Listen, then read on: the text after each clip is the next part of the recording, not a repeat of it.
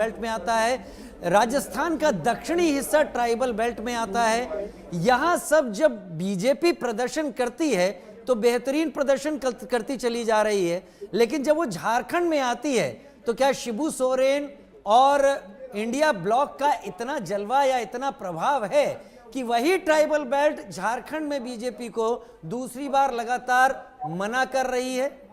क्या वजह है? आपके सवाल में ही राजीव जी आपने आपका जवाब दे दिया।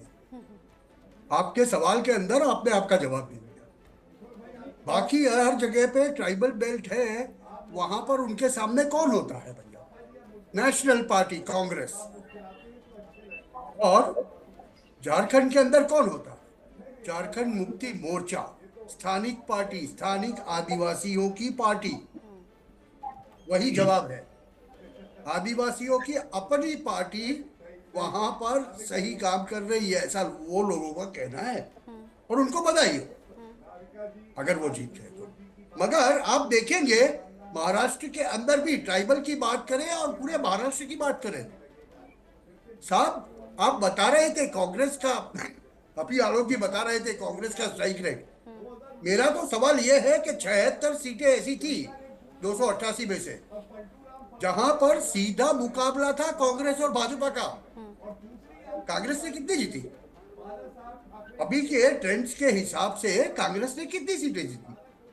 मैं परसों सुबह से ये बात बता रहा था कि there is an under current.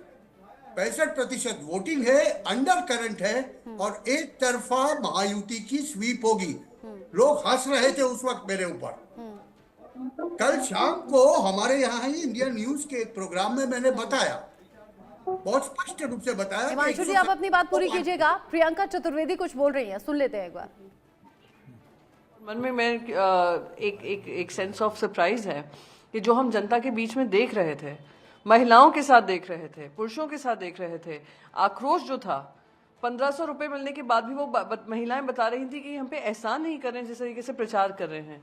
और उसके बाद ये इस तरीके के आउटकम आना, आई वुड से हमें कुछ टाइम लगेगा for it to sync in. आप ही के पार्टी के नेता संजय राउत का बयान आया कि ये जनता का मैंडेट नहीं है, ये जनता कुछ ना कुछ गड़बड़ हुई है। क्लियरली अगर आप जैसे बार बार मन में एक शंका होती है कि जो पहली बार नहीं उठ रहा है, बार बार उठता जा रहा है कि क्या ईवीएम पे भी व्यापक चर्चा होनी चाहिए, स्टेक होल्डर से बात करनी चाहिए। इलेक्शन कमीशन उसको सीधे सीधे खारिज कर देता है rather than winning over the confidence of the people. कितनी महाराष्ट्र में कितनी जगहों पर मैं गई थी जहाँ पे वहाँ पे लोग आकर हमसे कहते थे वोट तो हम आपको देंगे ही, पर आप ईवीएम पर ध्यान दीजिएगा। सबने हमसे यही आकर कहते थे। तो ये क्योंकि इतना चेंज आया है फ्रॉम लोकसभा टू महाराष्ट्र का ये विधानसभा चुनाव, हैरान करने वाला है। और इस पे मैं मानती हूँ कि even for me mentally it's quite unacceptable कि इतना हमने आक्रोश देखकर भी वोट में कन्वर्ट नहीं हुआ। इस तरीके के नतीजे आए हैं। एक प्रश्न चिन्ह उठाता है कि क्या ये सही मायने में फ्री एंड फेयर इलेक्शन था। महायुति के जो घटक हैं, मतलब जिस तरह से कहा जा रहा है, कभी प्रवीण दरेकर कहते हैं कि मुख्यमंत्री देवेंद्र फडणवीस बनेंगे, नरेश मस्के बोलते हैं कि मुख्यमंत्री एकनाथ शिंदे बनेंगे, और अजीत पवार की तरफ से भी उनके जो हैं लोग कह रहे हैं कि अजीत पवार बनना चाहिए। तो किस तरह से देखती हैं अभी ये मुख्यमंत्री की दौड़ है? देखिए, महाराष्ट्र के को संभालना एक बहुत बड़ी जिम्मेदारी है और महाराष्ट्र में सभी के हितों की लड़ाई लड़ना उससे भी बहुत महत्वपूर्ण है।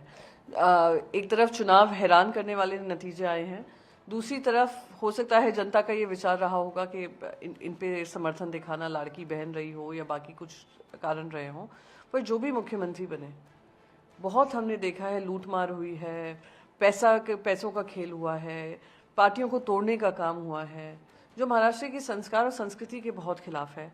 अब जो मुख्यमंत्री बने वो हीलिंग टच महाराष्ट्र में देना ज़रूरी है, क्योंकि बहुत दरारें पड़ चुकी हैं, चाहे मराठा बनाम ओबीसी हो, चाहे धंगर कम्युनिटी और बाकी सारी कम्युनिटीज़ हों। तो दरारें बहुत हैं, हिंदू मुसलमानों में दरारें बनी हैं, एक है तो सेफ है, बटेंगे तो कटेंगे, इस तरीके का एक माहौल बनाया गया। तो जो भी हो महाराष्ट्र के हित में हो, यही उम्मीद करती हूँ। रिएक्शन दे रही है, हालांकि ये रिएक्शन राजीव एक्सपेक्टेड